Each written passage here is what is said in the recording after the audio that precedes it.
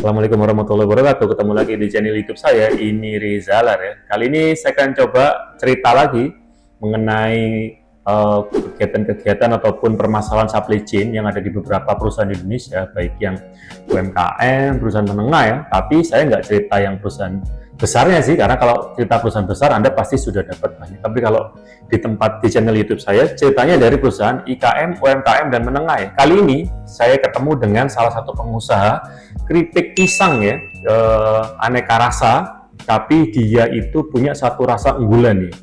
Oke, namanya inisial aja teman-teman ya, ada Pak J lah, dia cerita sama saya sih. Jadi awalnya dia tuh punya satu varian rasa yang sangat laris sekali di toko retail di daerah dia. Sudah banyak jualan, ternyata ada kompetitor yang tiba-tiba keluar dengan varian rasa baru dan ternyata disukai oleh masyarakat nih, sehingga penjualan dia tiba-tiba menurun ya. Wah, ini sebuah tantangan seorang pengusaha ya, dan ini masuk di ranahnya aktivitas supply chain yang kita bahas selama ini.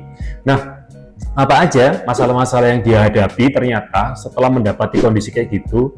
Ini kita sudah diskusi dan mendapatkan beberapa hal nih, akan saya ceritakan ke teman-teman gitu ya. Yang pertama adalah permintaannya pasti setiap demand punya ketidakpastian teman-teman ya, karena kita memang demand itu untuk perusahaan yang menengah atau yang ke bawah sulit untuk mendapatkan kepastian angkanya nih ya. Susah nih, kadang kita stok banyak, kok permintaannya turun, stoknya cukup, kok permintaannya banyak ya. Jadi sehingga dia butuh gimana caranya bisa memprediksi tren pasar yang cepat berubah ya. Itu yang dia inginkan.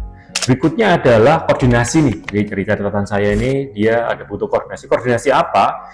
Dia sebenarnya kalau ingin memproduksi keripik pisangnya, itu dia harus koordinasi dari petani pisang sampai nanti ke makelarnya ya, sampai ke dia dan ke toko retail ya. Semua punya tujuan berbeda-beda pasti kan ya. Jadi dia mengkoordinasikan itu tuh cukup repot nih sebagai pengusaha baru ya.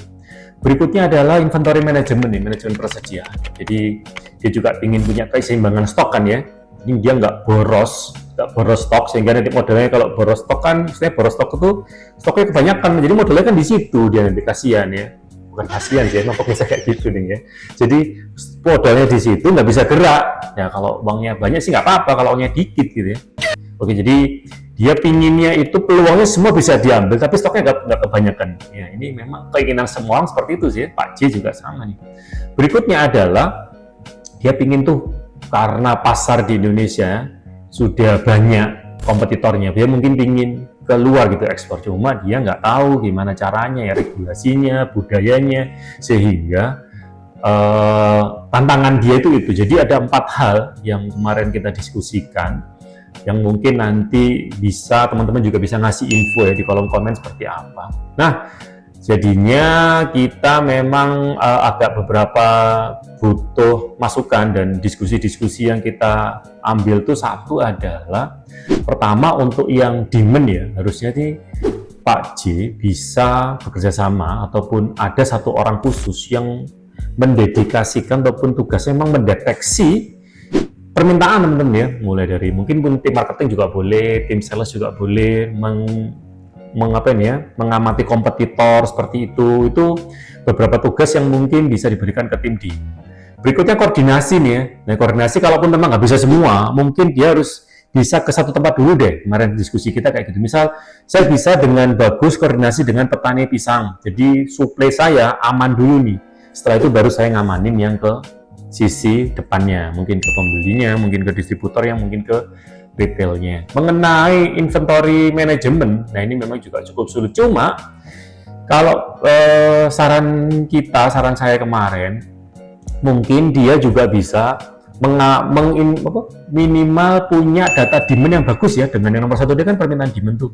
Kalau data demandnya bagus, ya stoknya itu minimal agak lebih aman lah teman-teman ya. Karena dengan demand yang bisa diprediksi dengan bagus, itu stok finish kita juga nggak terlalu banyak, juga nggak terlalu sedikit ya. Tapi kalau prediksi demandnya meleset-meleset, mau stok berapa juga kebingungan. Yang kompleksitas global, kalau saran saya mungkin nanti dulu deh Pak ya, mungkin kita amanin dulu masalah supply and demand-nya di tempat Anda, baru nanti Anda bisa gerak ke negara lain. Mungkin kalaupun kesusahan sekarang, pingin sekarang gerak, ya pakai pihak ketiga aja gitu, supaya nanti bisa jual. Misal saya mau ke Malaysia nih, ada pembeli Malaysia nggak, dia ngurusin semua gitu, dari mulai ngambil kapalnya, bongkar di sana, jadi nggak usah Pak J juga, kerepotan gitu. Oke, mungkin itu teman-teman ya yang bisa saya sampaikan di video kali ini. Mudah-mudahan ya Anda dapat insight baru gitu ya. Kalau ada masukan, informasi ataupun pertanyaan bisa tuliskan di kolom komentar. Itu aja dari saya. Terima kasih. Wassalamualaikum warahmatullahi wabarakatuh.